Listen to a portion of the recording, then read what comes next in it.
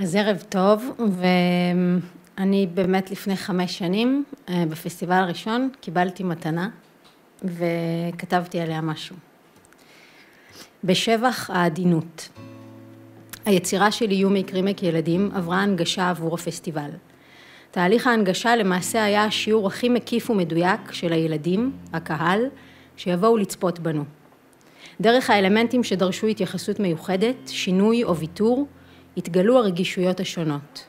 רגישות מיוחדת לרעש, לתאורה, למגע, לתנועות חדות ומפתיעות, ובעיקר ההבנה שכל מהלך דורש הכנה והסברה. לכאורה, דבר שסותר את מהות התיאטרון. הדרמה לא יכולה פשוט להתרחש, אלא צריך לבשר עליה מבעוד מועד. אי אפשר להסתיר דברים ולחשוף אותם באופן מפתיע על הבמה. צריך מראש לבטל את גורם ההפתעה ולהתיידד עם הנודע, הצפוי. באיזשהו אופן לבטל את הקסם התיאטרוני המוכר. ובעיניי כשזה קורה, מעשה האומנות עולה מדרגה. היצירה איננה מתקיימת לה במגדל שן שבע וסטרילי. היא טובלת את ידיה אל תוך בריכת החיים ומתערבבת בהם באומץ וחוכמה.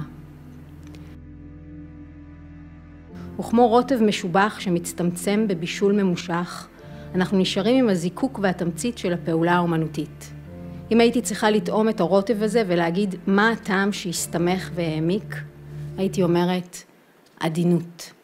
מקומות שמורים שמרנו לך,